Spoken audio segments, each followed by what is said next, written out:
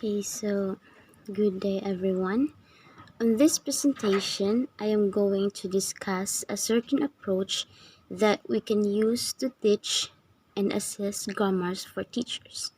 So this method or approach is what we call functional notional approach. So first, let us examine of its background or brief history of this approach.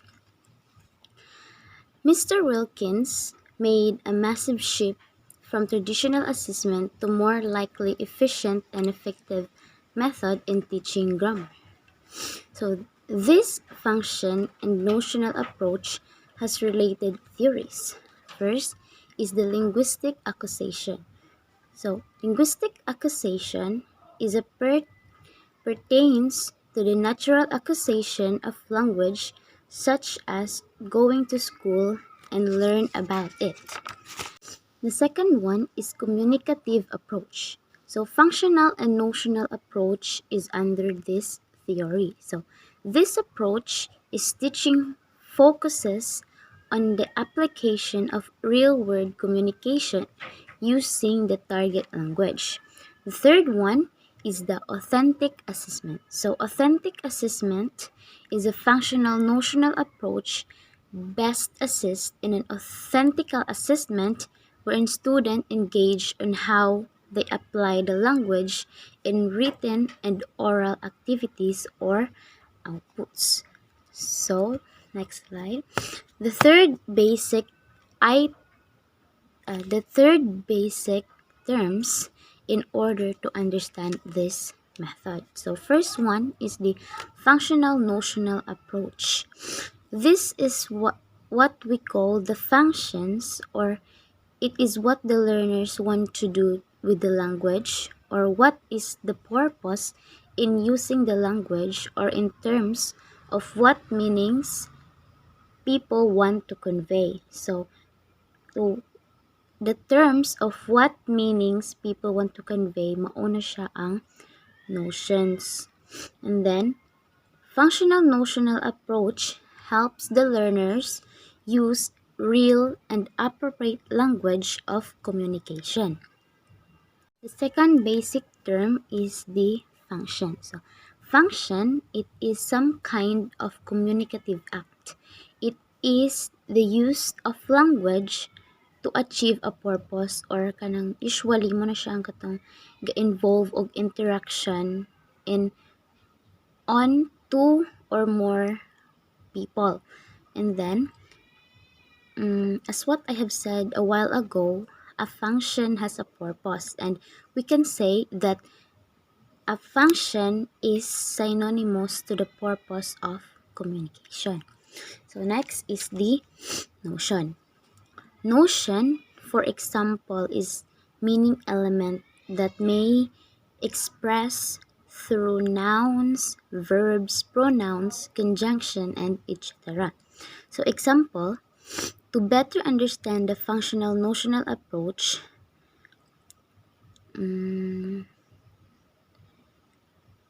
here are some examples of notion and function. The greetings, promising. So, example of function is what I am doing right now, di ba?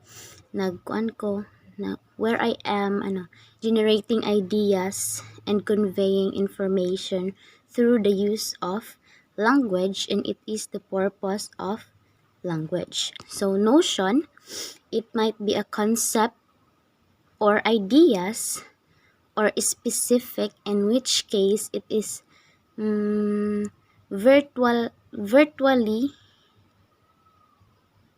the same time as the vocabulary or general, such as time, size, emotion, and movement. So notion also include past tense or phrases like a year ago, a month ago, or 2023, last week, and many more, a lot more. So these are the characteristics of functional notional approach. So first one is learner-centered. So this means the view of learning language the language learning is through the students. So it empowers the students to take ownership of what they learn by focusing on how the knowledge solves the problem or nananggaad siya og value. And then primarily focus on the student's progress. So ang kani characteristic of functional notional approach gako siya learner centered, so mas ga-focus gid siya sa progress sa learners and students. And then second one is involving authentic language use. So example of this is activities are use authentic language or elegate or real language, and which can be applied in real world situations. And then let's discuss about the advantage of functional notional approach. So first one is the social linguistic.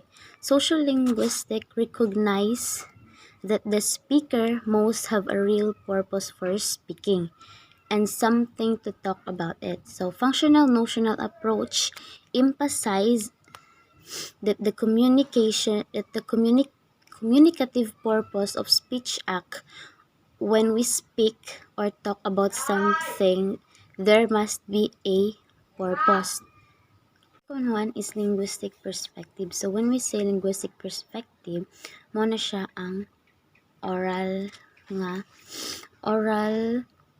use of language, and then naapoy isa nga written essays. Pwede po na siya sa linguistic perspective, the functional and notional approach.